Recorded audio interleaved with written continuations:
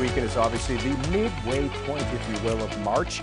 I don't know what that means, Ides of March versus lion, lamb, lion, but it will be a very winter-like weekend. BC gets a bit of a break, still seasonably cool, colder through the prairies with some snow across southern Alberta, feeding its way to very southern Saskatchewan, barely missing Manitoba. The Great Lakes will improve, but windy start. Atlantic Canada, it all depends on the timing. In the morning, it's about snow. By the afternoon, it's about an improvement through the Maritimes, and conditions are set to deteriorate rather across Newfoundland. Now, what we're looking at right now is basically the daytime highs forecast for Saturday and the departure from normal. But I also want to point out the jet stream. See how it basically moves west to east? This is why we've been having these cross-country systems. But as we get through Sunday, it's a similar story. But by Monday, the coast, on the other coast, we'll have ridges starting to develop.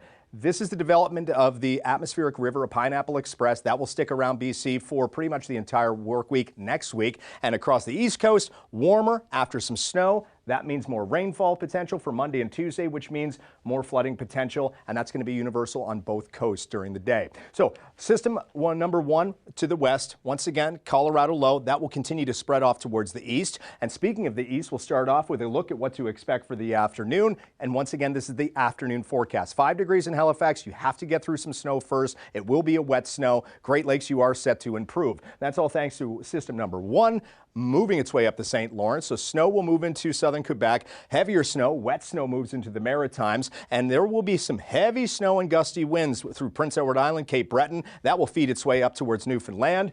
Once again, Ontario starts to clear out just in time for the next system, that pesky Colorado low. And this one will give a burst of heavy snowfall in the morning, maybe a few ice pellets. That will lift northward. We get in the warm sector, so that means warmer conditions settle in, generally dry, and then it starts to, well, target one particular area. I'll show you where. So here's a look at the wind gusts and the snow, once again moving its way off towards the east through the morning. Late afternoon, evening dry. Morning for Sunday will be wet. Once we get into the afternoon, we're talking about wind gusts around 50 to 70 kilometers an hour. So it looks like in one particular area, and it was here, road closures will be possible and travel will be extremely difficult and perhaps even dangerous. So if you're going to be traveling up to 400 and heading in towards Sault Ste. Marie, I would plan on another day.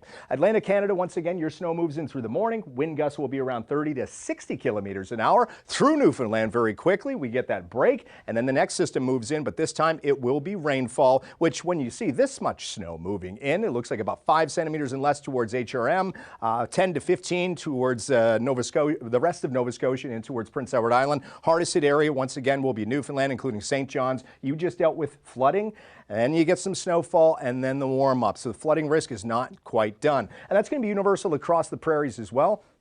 Pardon me, cooler than normal with some snow across the south. BC, it's really a story about the development of an atmospheric river. So the snow moves out, high pressure builds in, quiet across the prairies, still cold for Sunday, warming west to east as we get through the day. But everything is really pointing at this next development of the atmospheric ridge, and this will, the upper level ridge, and this will feed a lot of rainfall, and that will once again produce the opportunity for flooding, because it's not only the rainfall that moves in, the snow levels will rise, so we're talking about potentially higher elevation rain as well.